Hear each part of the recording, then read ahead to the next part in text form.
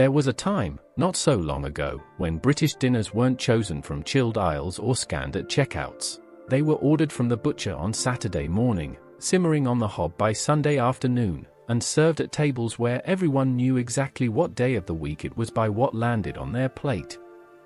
These weren't fancy meals. They were the backbone of working-class Britain, dishes shaped by seasons, by what the local shop had in, and by mothers and grandmothers who knew how to make something out of almost nothing. But when supermarkets arrived, everything changed. Overnight, it seemed, the foods that had fed generations began to disappear. Today, we're counting down 10 British dinners that vanished when the supermarkets took over. Some you'll remember, others, you might have forgotten you ever missed. Number 10. Chitterlings.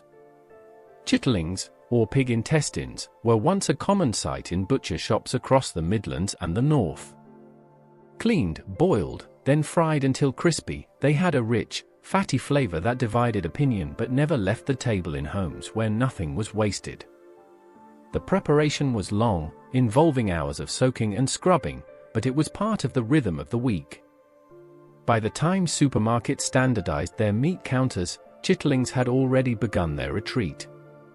They didn't package well, didn't appeal to new shoppers unfamiliar with offal, and required a skill set that was quietly being lost. The butchers who knew how to prepare them retired, and the younger generation never learned. Chitterlings didn't disappear with fanfare. They simply stopped appearing, and hardly anyone noticed until it was already too late to bring them back. Number 9. Tripe and onions. Tripe and onions was a northern institution. Served in white sauce, usually on a Friday, it was cheap, filling, and turned the humblest cut into something tender and comforting. The tripe, which came from a cow's stomach, had to be cleaned and blanched by the butcher before it ever reached the kitchen. At home, it simmered for hours with onions, milk, and a bit of butter, filling the house with a smell you either loved or learned to tolerate. Supermarkets had no interest in tripe. It required too much explanation, too much preparation, and far too much trust from customers who were starting to favor convenience over tradition. The dish hung on in markets and specialist shops for a while, but as those places closed, tripe and onions faded with them, remembered now mostly in pub names and old recipes tucked into drawers. Number 8. Faggots in gravy. Faggots were the ultimate make-do meal, a mixture of pork offal, breadcrumbs, and herbs rolled into balls and baked in rich onion gravy. They were sold loose from butcher counters, still warm, wrapped in paper, and taken home for tea. The taste was deep, savory, and unmistakably working class, the kind of food that required no apology because everyone ate it. When supermarkets began to dominate, faggots were repackaged, frozen, and stripped of the character they once had. The ones that survived tasted nothing like the originals. Slowly, people stopped buying them altogether. The knowledge of how to make them at home disappeared as well, passed over in favor of easier, less intimidating options.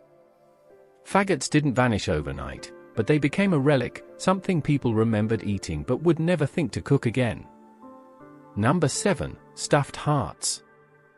Beef or lamb hearts, stuffed with breadcrumbs, onions, and sage, then slow roasted until tender, were a centerpiece in many working-class homes. The heart itself was cheap, plentiful, and packed with flavor if you knew how to cook it.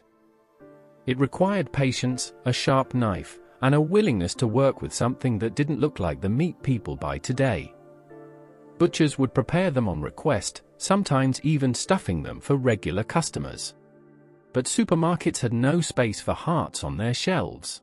They didn't photograph well, didn't fit the image of modern convenience, and younger shoppers had no idea what to do with them.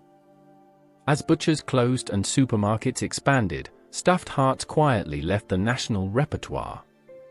They became the kind of dish people mentioned in passing, usually prefaced with "my nan used to make," and left at that. Number 6. Boiled bacon with peas pudding. Boiled bacon with peas pudding was a Monday ritual in much of the Northeast and beyond.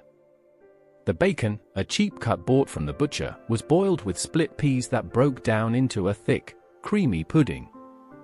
It was simple, filling, and made use of what was left over from the weekend.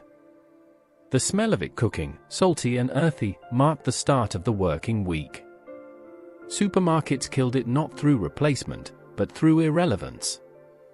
Pre-sliced bacon became the norm, and the idea of boiling a joint for hours seemed outdated when quicker options filled the chiller aisles. Peas pudding itself became harder to find, and the few places that still sold it were relics of a food culture that had already moved on. The dish didn't so much disappear as fade into memory, kept alive now mostly in regional pride and old recipe books. If any of these are stirring memories of Sunday dinners or Friday teas you thought you'd forgotten, go ahead and hit that like button. And if you want more videos exploring the Britain we've lost, make sure you're subscribed to Britain Rewind. There's plenty more where this came from, and we're only halfway through the countdown. Number 5. Brawn. Brawn, or head cheese, was gelid meat made from a pig's head, slow-boiled until the flesh fell away from the bone, then set in its own gelatine. It was sliced cold, served with bread and pickles, and eaten without ceremony. The texture put some people off, but for those who grew up with it, brawn was as normal as ham. Butchers made it in-house, often selling it by the slice on Saturday mornings. Supermarkets never embraced brawn. It didn't fit the aesthetic of modern meat counters, and the very idea of it seemed to belong to another era. As small butchers disappeared, so did brawn, surviving now only in the memories of those who remember queuing for it, wrapped in wax paper, still faintly warm from the shop. Number 4. Lights. Lights, the lungs of sheep or pigs, were a cheap and plentiful source of protein, usually stewed slowly with onions, carrots, and stock until tender. They had a spongy texture that soaked up flavor, and though they required long, slow cooking, they were a staple in homes where every part of the animal was used. Butchers sold them without fuss, and cooks knew exactly what to do with them. But lights never made it into the supermarket age. They were too unfamiliar, too difficult to market, and fell foul of changing regulations around offal sales. By the time the older generation stopped asking for them, there was nobody left to pass the recipes on to. Lights vanished not because they were replaced, but because the culture that sustained them had quietly moved on. Number 3. Elder and udder. Elder and udder, cow's udder cooked with elderberries or in a rich gravy, was a regional oddity that once had a foothold in parts of rural England. The udder, fatty and tender when cooked slowly, was paired with sharp, fruity flavors that cut through the richness. It wasn't a dish everyone loved, but in the places where it appeared, it was part of the local identity, something you either grew up eating or never encountered at all. Supermarkets had no room for elder and udder. It was too niche, too strange, and too tied to a way of eating that no longer made commercial sense. As the countryside changed and small-scale farming gave way to industrialized supply chains, elder and udder disappeared completely, remembered now only in folklore and the occasional local history book. Number 2. Trotters. Pig's trotters, boiled until the skin turned gelatinous and the meat fell from the bone, were once sold from market stalls and eaten hot, straight from paper bags. They were working-class food in its purest form, cheap, satisfying, and entirely unpretentious. At home, trotters were simmered for hours, sometimes served cold in jelly, other times eaten warm with mustard and bread. The preparation required patience and a willingness to work with cuts that didn't look appealing but tasted better than their appearance suggested. Supermarkets never stocked trotters, at least not in any form that mattered.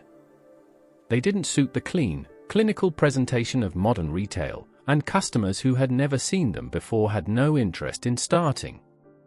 Trotters faded as the culture around them faded, disappearing from tables, from butcher shops, and eventually from memory. Number 1. Bath chaps. Bath chaps, the cured and cooked cheeks and jowls of a pig, were once a West Country delicacy that spread across Britain. Served cold, sliced thin, and eaten with bread and pickles, they had a rich, fatty flavor and a texture somewhere between ham and brawn. Butchers prepared them in-house, brining and boiling them with care, and customers knew exactly what they were buying. But bath chaps required knowledge, both to make and to appreciate, and that knowledge didn't translate to the supermarket model. They were too regional, too specific, and too tied to a form of butchery that was already dying out.